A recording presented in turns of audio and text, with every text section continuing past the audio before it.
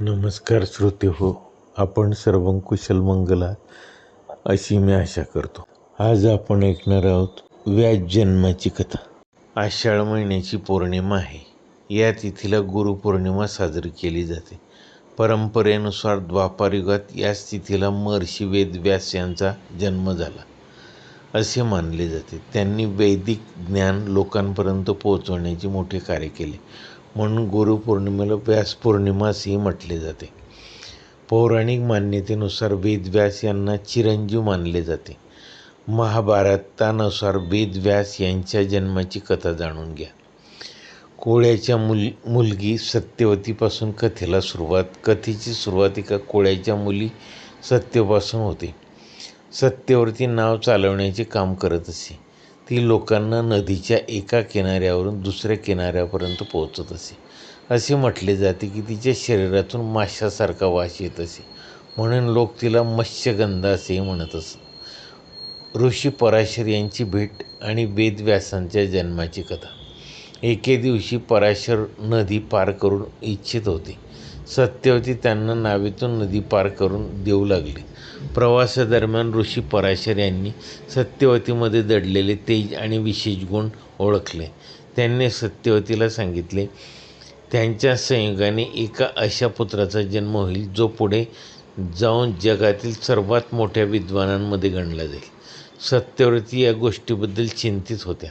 त्यांना समाज आणि आपल्या कुटुंबाच्या प्रतिष्ठेची चिंता होती. तेव्हा ऋषी पराशर यांनी त्यांना विश्वास दिला की त्यांच्या प्रतिष्ठेला कोणताही धक्का लागणार नाही. यानंतर त्यांनी आपल्या तपाच्या प्रभावाने चोहोबाजूला दाट डोके निर्माण केले, जेणेकरून कोणाची नजर त्यांच्यावर पडू नये. बेटावर जन्मामुळे त्यांना नाव पडले द्वैपायन. सत्यव्रतीने एका पुत्राला जन्म दिला. हा जन्म नदीच्या मध्यभागी असलेल्या एका लहान बेटावर झाला होता. याच कारणामुळे त्या बालकाचे नाव द्वैपायन पडले. याचा अर्थ आहे बेटावर जन्म घेणारा. याचा रंग सावळा होता, म्हणून त्यांना कृष्णद्वैपायन असे म्हटले गेले.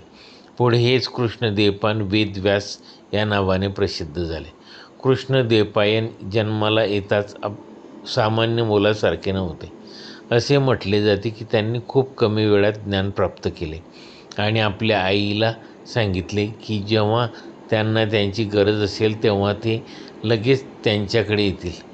त्यानंतर ते तप आणि अध्ययनासाठी निघून गेले. वेदांच्या संपादनेमुळे वेदव्यास म्हणून ओळखले गेले.